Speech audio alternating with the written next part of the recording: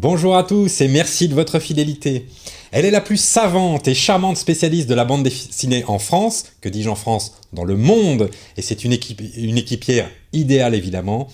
J'ai nommé Emmanuelle Klein. Bonsoir Emmanuelle. Bonsoir Nicolas, bonsoir à tous. Nous sommes également accompagnés, comme représentants de notre partenaire BD Geste, par celui que tout le Sud-Est appelle l'implacable tombeur, à savoir Laurent Gianatti. Bonsoir Laurent. Bonsoir Nicolas. Ensemble, nous allons passer une demi-heure à vous parler de bande dessinée, vous le savez. Nous allons commencer par vous présenter une interview de Hervé Loiselet pour, nous allons le montrer, Legio Nostra, qui sort au Lombard, un livre qui parle de la Légion étrangère. Et Hervé, nous l'avons rencontré aux Invalides. Nous vous parlerons ensuite de À boire et à manger, le dernier opus de Guillaume Long, qu'il a réalisé cette fois avec Sonia Esgulian. Ils nous ont reçus à Lyon pour cette occasion. Quand une journaliste de Paris Match devient grand chef. C'est exactement ça. Enfin, nous vous présenterons comme d'habitude les livres qui nous ont particulièrement plu. Voilà, entre cases numéro 30, c'est maintenant.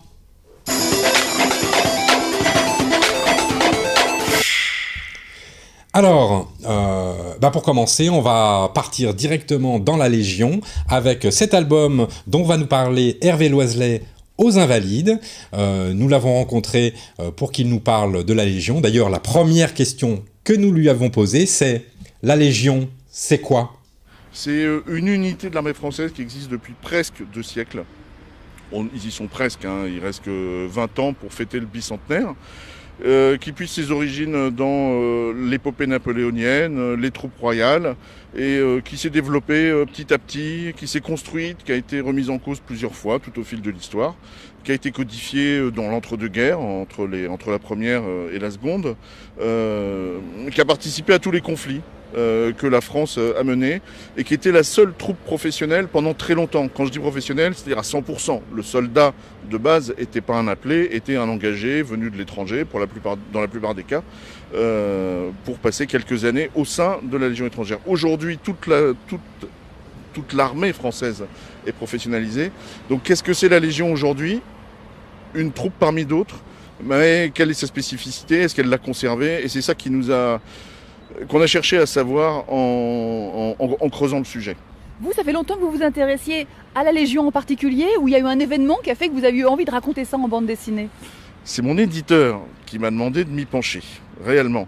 Je suis d'une famille de militaires, mais pas de légionnaires dans la famille, ou si ce n'est à l'époque, enfin au début du XXe. J'ignorais d'ailleurs même qu'un de mes ancêtres avait été légionnaire, mais c'était pas une spécialité.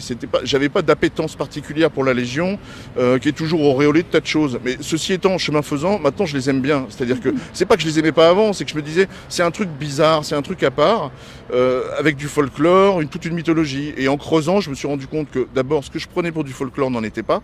Le culte rendu à la bataille de Cameron, à son héros, et surtout qu'ils étaient tout à fait abordables, quoi.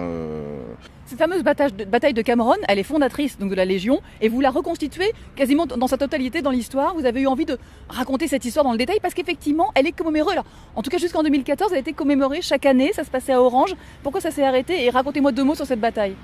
Ça se passe pas qu'à Orange, ça se passe dans tous les régiments de Légion, et dans toutes les unités de Légion, chaque 30 avril, où qu'elles soient, elles prennent un temps de lecture et d'écoute du récit officiel de la bataille de Cameron. Ce récit a été constitué d'après les témoignages des 2-3 rares survivants et ensuite elle a été gelée, codifiée. C'est un évangile, c'est littéralement un évangile. Alors ce récit a été réinterprété très récemment par un historien qui est allé voir les archives du Mexique, qui a fouillé dans les archives françaises à Vincennes et qui a écrit un excellent bouquin sur la bataille de Cameron, mais son déroulé complet, et qui va au-delà de la simple date du 30 avril, les lendemains de la bataille, qu'est-ce qui s'est passé, etc. Une mine d'or qui mériterait un double album, rien que d'adaptation du livre. Donc je m'en suis évidemment inspiré, et je l'ai croisé, et j'ai croisé ce récit historique contemporain de Cameron avec le récit officiel. Pour expliciter les blancs, les trous qu'il y a dans le récit officiel. C'est pas du mensonge, c'est juste comment dire, des ellipses. Et en fait, je fais une BD qui remet en cause les ellipses du récit officiel. Bon, voilà. Est-ce qu'ils ont du coup eu un regard sur la bande dessinée? Est-ce que vous avez dû faire valider certaines pages, par exemple? Est-ce qu'on peut tout raconter sur la Légion étrangère? Je crois qu'on peut à peu près tout raconter. Mon propos n'était pas de dénigrer ni d'encenser, de toute façon. Donc j'ai essayé d'avoir un point moyen. Ce que j'ai fait surtout relire, c'est le chapitre sur l'histoire, qui est très bref. Il y a 4 ou 5 doubles pages.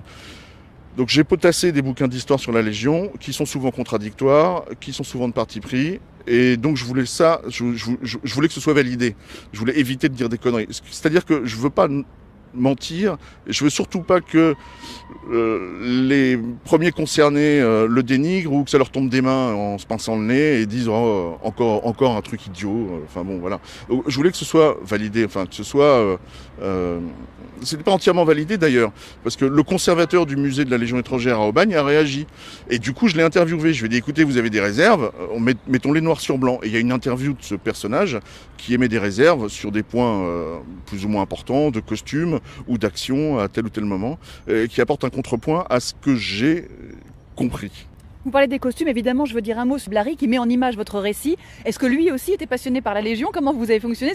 Comment vous l'avez recruté pour travailler avec lui? Blary, j'ai déjà travaillé avec lui pour 20 ans de guerre, paru au Lombard, pour une histoire de Vikings, paru au Lombard, Sigurd et Vigdis. Benoît a ce côté absolument extraordinaire, c'est une mine d'or en histoire militaire. Il suffit que je lui dise telle époque, et je peux avoir, dans les 2 heures qui viennent, des refs de mémoire qui sont à peu près justes sur l'armement ou le type de costume de telle ou telle époque. Alors après, il fouille, il creuse, il vérifie. On peut tomber sur des fausses pistes. Mais enfin, en tout cas, en termes militaires, Benoît a une culture absolument stupéfiante. Il est encyclopédique. Bien plus que moi. Et donc avec lui c'est très facile, c'est-à-dire allô Benoît, la Légion étrangère, tout de suite ça lui évoque quelque chose, et lui il maîtrise les codes, il maîtrise bien les codes, donc il vérifie de temps en temps sur les grades, les costumes, mais bon voilà c'est du petit lait, il attaque direct, il a à peine besoin de faire des recherches. Un garçon surdoué pour un bouquin passionnant, édifiant vraiment sur la Légion étrangère. Merci beaucoup Hervé Loiselet. Merci Emmanuel. Voilà, ça s'appelle Legio Nostra, la Légion étrangère d'hier et d'aujourd'hui. Ça sort au Lombard et c'est signé Blary et Loiselet. Juste un petit mot sur le dessin quand même. C'est quand même très très beau, c'est fait à l'aquarelle. Et puis c'est un livre extrêmement instructif. Donc voilà. Et grâce à ce livre, on est allé visiter le musée des armées, on est allé voir le tombeau de Napoléon, enfin bon, on s'est promené dans les Invalides, et merci aux légionnaires qui nous ont reçus, voilà, grâce au Lombard et grâce à cette association, voilà, merci. Absolument. Et si on faisait une pause? Eh ben oui, une petite pause. Et si on parlait d'un livre alors? Oui, c'est pas une pause Kit Kat que je vous propose, on mange pas du chocolat dans l'émission, en revanche, on lit de la BD et de la bonne. Celle-ci s'intitule Pause, vous voyez, c'est juste, il n'y a pas de mot, il y a juste le signe pause. C'est signé Fab Caro, ça vient de paraître aux éditions de la Cafetière. Fab Caro, vous vous rappelez, c'est notamment... On peut citer plein de livres, ça fait une dizaine d'années qu'il publie en bande dessinée, mais notamment le fameux Zai Zai Zai Zai, c'était il y a 3 ans déjà, 2015, enfin 2 ans, je ne sais plus compter, je suis littéraire, moi j'ai pas fait des maths.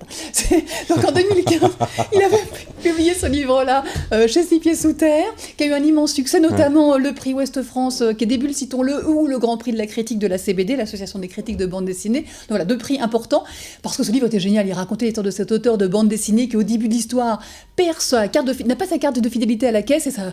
Alors, s'ensuit un drame et tout plein de situations les plus absurdes les unes derrière les autres. C'est évidemment très réjouissant, très très drôle. Ça a eu un super succès. Oui, ça a eu la chance de faire enfin connaître Fab Caro, que nous on connaît depuis quand même quelques années, auprès du grand public. Voilà. Oui, il en a vendu plus de 30 000 chez Six Pieds Sous Terre, c'est le plus gros succès de la maison, c'est énorme. Voilà, et grâce à ça d'ailleurs, c'est souvent ça dans les maisons d'édition, il y a un gros succès, ça permet de faire plein d'autres choses à côté, donc merci à lui. Cela dit, évidemment, tout ceci fait qu'il a été très courtisé par toutes les autres grandes maisons d'édition. Là maintenant, tout le monde veut publier du Fab Caro. D'ailleurs, c'est lui, citons-le, qui reprend Achille Talon, par exemple, chez Dargaud, ou Guéluron de Gottlieb chez Fut Glacial. Enfin, voilà, il a vraiment beaucoup de succès. Sauf que tout ça lui a un peu, j'allais remonter à la tête, c'est pas tout à fait ça. Lui, il a fait un autre genre de crise. Il s'est retrouvé un peu perdu, un peu désœuvré avec tout ça. Et finalement, c'est ça que ça raconte dans ce livre-là. C'est encore lui qui se met en scène et dont il raconte les aventures. Et il se dessine à chaque page en train de dire, mais qu'est-ce que je vais raconter? Donc c'est un livre sur le rien, ou presque. Mais c'est tellement réjouissant, tellement bien raconté, tellement drôle. Moi, je me suis régalée vraiment. On retrouve le dessin de Fab Caro Caro qu'on connaît bien, à savoir, vous voyez, ce dessin en noir et blanc plutôt, voilà, et avec un peu de gris, il se dessine quasiment à toutes les cases, au point que parfois d'ailleurs, même il en a marre de se dessiner. Il y a une page où on le voit, parce qu'il dessine tout le monde, pas seulement lui, mais aussi sa femme, sa mère, enfin d'ailleurs non, sa mère elle est au téléphone. Sa mère elle est très énervée parce que quand elle apprend qu'il fait un bouquin sur rien, elle dit bah, c'est pas possible, qu'est-ce qu'on va dire de nous? Voilà, mais lui quand il a marre de se dessiner, il se dessine en Donald, vous voyez, c'est ici. Voilà, et donc il y a ses filles sur le canapé qui commentent et qui disent mais pourquoi il se met en Donald maintenant? Oh parce qu'il a une crise d'ego, enfin bon voilà. Puis après il arrête de se dessiner en Donald et les filles commentent à nouveau en disant oh mais c'est compliqué, tu sais, pour lui il dessine pas si bien, donc c'est mieux de se dessiner lui-même. Moi, je l'ai pas encore lu, mais Laurent, est-ce que tu l'as lu, toi? Non, je l'ai pas encore lu non plus, mais j'ai hâte de le lire. Ah moi j'ai adoré. Alors notamment, j'ai choisi une planche, j'aurais pu en prendre plein, mais où je me suis vraiment... Mais c'est très drôle, moi j'ai ri toute seule, tout fort, et autant dire que j'ai tellement peu d'humour que c'est très réussi, pour que ça marche sur moi, je vous le dis. Et notamment, alors, parmi sa crise de manque d'inspiration, à un moment il dit, c'est parce que Bowie est mort, c'est sûr, ça me tape sur le système, et donc à un moment, il y a Bowie qui vient. Bowie le vrai, là, il vient, vous voyez, donc il est perdu sur sa planche, le Fab Caro, il sait pas quoi écrire, et Bowie arrive, et Bowie dit simplement... Put on your red shoes and dance the blues. Voilà, des paroles de ses chansons, et puis il se barre. Et voilà, l'autre, il n'est pas plus avancé. De toute façon, il a vu Bowie en vrai, mais voilà. C'est une suite de gags, voilà, complètement absurde, complètement dingo. Moi, je trouve ça mais tellement drôle. Voilà, moi, j'ai adoré ce livre, vraiment, je vous le recommande vivement. Voilà, sur la crise de la quarantaine aussi, la pile 40 ans, il est complètement... comment on dit le garçon qui est tout le temps malade et qui a tout le temps peur de l'avoir, il peur d'avoir une tumeur dès qu'il a mal quelque part. Ah oui. Hypochondriaque, voilà, c'est ça. Donc, il est hypochondriaque, il est perdu, il est paumé, mais c'est ce succès de Zai Zai Zai, parce que partout où il va, on dit « Ah, c'est l'auteur de Zai Zai Zai Zai », tout le monde l'arrête dans la rue, dès que quelqu'un veut faire quelque chose, il y a un bandeau Zai Zai Zai Zai sur tout ce qui touche, enfin, voilà, il est traumatisé par son succès, et en même temps, c'est tellement génialement raconté, voilà, c'est la psychanalyse par les auteurs de bande dessinée, donc par lui-même. Donc ça s'appelle pas, ça s'appelle Pause. La couve est originale, hein, voilà, toute blanche, avec juste le signe pause, lui en train de réfléchir sur cette pause qu'il prend, sa pause carrière, et il raconte ça en BD, c'est très réjouissant, c'est paru à la Cafetière de Fab Caro, bravo. Très bien. Eh bien, je vais vous emmener maintenant dans le sud-est de la France, du côté de chez Laurent, puisque nous avons eu l'occasion à Lyon de rencontrer Guillaume Long avec Sonia Esgulian, ex-journaliste à Paris Match, qui est devenue cuistot, et puis une grande cuistot. Et ensemble, ils ont réalisé en fait, le dernier opus de la série À boire et à manger, initié par Guillaume Long. Et donc, nous avons été très agréablement accueillis. Elle a cuisiné pour nous. Youhou! On est à Lyon aujourd'hui avec Sonia Esgulian et Guillaume Long à l'occasion de la parution de À boire et à manger qui vient de sortir aux éditions Gallimard. Un livre pour boire, pour manger, pour raconter ça en bande dessinée. Alors j'ai évidemment d'abord m'adresser à Guillaume Long parce que c'est d'abord vous qui êtes à l'origine de cette série. Finalement, c'est pas nouveau, vous parliez de cuisine en bande dessinée. Non, ça fait depuis 2011, je crois, que les bandes dessinées existent. Et non, c'est vrai que là, ce 4e tome, j'avais envie pour une fois d'inviter une amie avec moi. Oui, parce que Sonia, vous êtes journaliste à la base, et puis finalement vous êtes à la cuisine, et puis maintenant vous êtes co-auteur de cette bande dessinée. Vous faites plein de choses. Oui, j'ai eu plein de vies. En fait, oui, j'étais journaliste. J'ai abandonné mon métier de journaliste. Je le raconte dans l'album à la suite d'une rencontre avec une cuisinière italienne qui m'a beaucoup marquée. Et puis, j'ai ouvert un restaurant à Lyon pendant 7 ans. Et restaurant que j'ai vendu. Et là, depuis 10 ans, je suis consultante dans le monde de la cuisine et je fais des livres de cuisine divers et variés. Et il y a eu donc à peu près 1 an de travail pour faire cet album qui parle de transmission, qui parle de rencontres et qui parle surtout d'émotions autour de la cuisine. Je l'ai précisément enchaîné là-dessus parce que vous parlez de rencontres. Outre la rencontre avec vous deux, c'est de rencontres dont il s'agit effectivement. D'ailleurs, chaque tête de chapitre, ce sont des recettes que vous racontez en bande dessinée. Toutefois, à chaque fois, on est introduit par un personnage que vous avez rencontré et dont vous racontez. Il y a une partie texte que vous avez écrit vous-même avant qu'on en rentre dans les pages de bande dessinée de Guillaume. Oui, tout à fait. En fait, l'idée, c'était que je puisse, pour parler d'une recette à Guillaume, lui raconter dans quel contexte soit j'avais mangé cette recette, soit je l'avais imaginée. Et ensuite, à travers ce personnage qui nous guide pour diverses choses. Alors, ça peut être une technique, une façon de faire tel ou tel plat, ou simplement un personnage qui a un parcours de vie incroyable. J'en parlais à Guillaume et c'est ensemble qu'on a choisi une dizaine de personnages. Et puis du coup, on voyage. Vous parlez d'Isalie, on parle de vos origines arméniennes, on parle de votre famille, puisqu'il y a votre papa, il y a plein de ma compagne, on part dans la campagne lyonnaise, on part aux États-Unis, on part... En fait, à travers ces rencontres, on s'aperçoit qu'on voyage à peu près partout dans le monde, qu'on refait des recettes à notre façon. J'ai rapporté par exemple une idée d'aubergine du Vietnam, qui ne ressemble plus tellement à une aubergine vietnamienne, mais qui en garde un tout petit peu quelques notes. Et dans cette bande dessinée, parce qu'il s'agit quand même de bande dessinée, pas de cuisine, il était question finalement de vous mettre en scène tous les deux. Donc Guillaume, vous êtes mis en scène. Ça, c'est pas nouveau. Vous dessiniez déjà dans vos albums précédents, mais du coup, vous avez dû dessiner Sonia aussi. Et puis vous, du coup, vous êtes mis en scène dans ce personnage un peu de jeune padawan qui venait faire la cuisine avec Sonia. Oui, je me suis rendu un tout petit peu plus bête que je suis d'habitude dans mes livres. Et c'est vrai que Sonia, alors c'était pas évident au début de la caricaturer parce que bon, on se connaît depuis très longtemps, voilà. Puis il y a toujours côté, est-ce que je vais la vexer, notamment sur sa culture arménienne et sur plein de choses. Et donc au début, je lui faisais beaucoup, je lui montrais beaucoup ce que je dessinais en disant, est-ce que tu es sûr que là ça va, est-ce que j'en fais pas trop, etc. Et Sonia a beaucoup d'humour évidemment sur elle-même et a beaucoup d'humour en général et m'a laissé une carte blanche totale pour faire la bande dessinée. Après, j'ai dû rendre son personnage un peu, comment on dit, alors j'allais dire intéressant, non, mais intéressant même fictionnellement, parce qu'il faut savoir que dans la vraie vie, Sonia est quelqu'un de très très gentil, de très généreux et de parfaitement, il y a rien à lui reprocher, voilà. Et si moi je voulais faire un peu de l'humour avec elle et tout, il fallait que je lui donne un peu ce rôle de mère fouettard, quoi, voilà. Et donc c'est pour ça que j'ai un petit peu exagéré son portrait, je l'ai rendu un peu plus autoritaire que ce qu'elle était. Ouais. Ce que j'ai beaucoup aimé dans la bande dessinée, c'est que Guillaume a réussi à rendre... parce que c'est vraiment pas évident du tout de comprendre tout ce qu'il y a autour d'une recette. Souvent, on s'arrête à la recette et dire « c'était bien bon, je me suis régalée ». Mais tout ce qu'il y avait dans l'élaboration de la recette, on l'a pas. Et ça, c'est la grande force de la BD.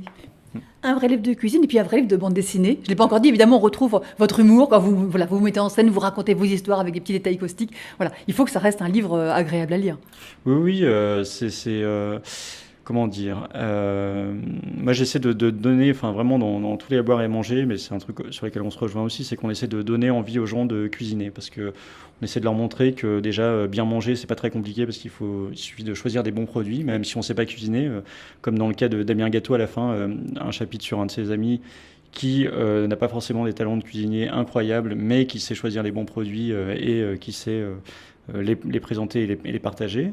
Et voilà, et en fait, le fait de faire tout ça en bande dessinée, ça rend beaucoup plus accessible, je pense, Complètement.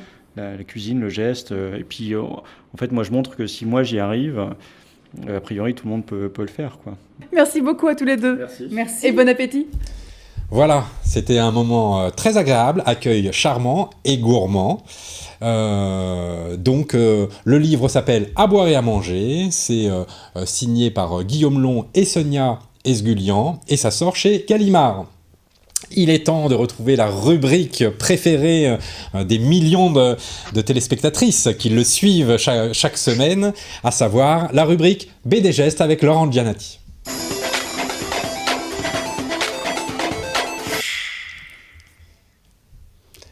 Alors Laurent, qu'est-ce que tu nous as réservé pour cette semaine ? Eh bien, je vais vous parler de Prends soin de toi de Grégory Mardon chez Futuropolis. Grégory Mardon, on le connaît surtout pour le fait qu'il aborde des sujets d'hommes, souvent la quarantaine, qui se cherchent un petit peu, qui cherchent le bonheur, leur bonheur, et qui sont un petit peu souvent au bord du précipice, mais sans jamais pour autant y tomber.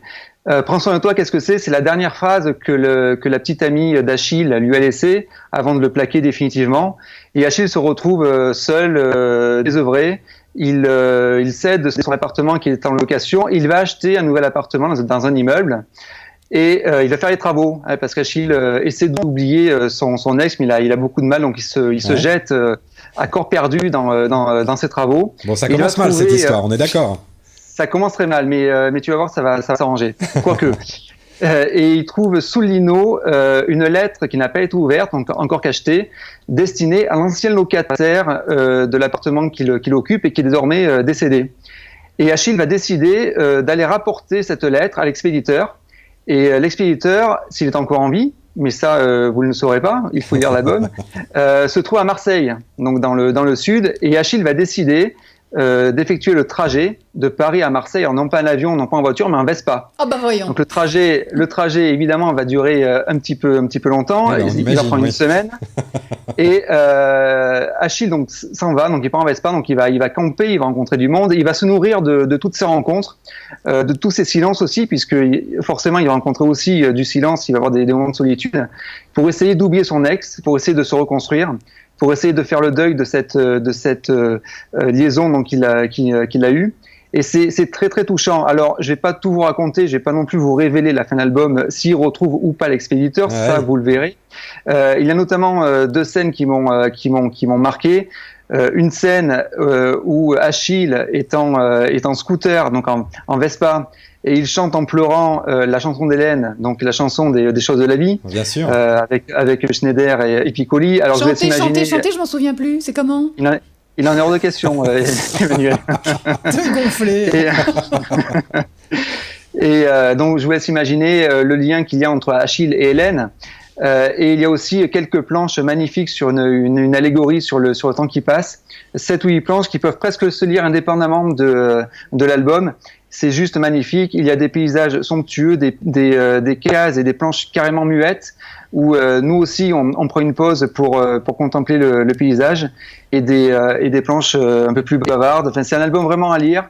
C'est magnifique, et pour moi, c'est le meilleur album de Grégory Mardon qu'il ait fait jusqu'à présent. Eh ben, merci pour lui et merci pour nous. Juste, je précise, c'est rare qu'il travaille seul. Il a souvent travaillé avec des scénaristes. Oui, c'est vrai. Absolument. D'ailleurs, le dernier album, c'est avec Thomas Cadens, qui s'appelait La vraie vie. Oui. Ouais. C'est un album qui parle notamment d'un homme qui hésite entre la vie virtuelle et la vie réelle. Ouais, c'est un très bon album aussi. Mais effectivement, c'est rare qu'il travaille seul. Bon, puisqu'on est en train de parler d'albums, allez, je prends mon tour. Je vais vous parler de la dernière création, du dernier album d'un auteur qui est extrêmement agaçant, n'est-ce pas, qui s'appelle Bastien Vives. Alors pourquoi est-ce que ce garçon est agaçant ?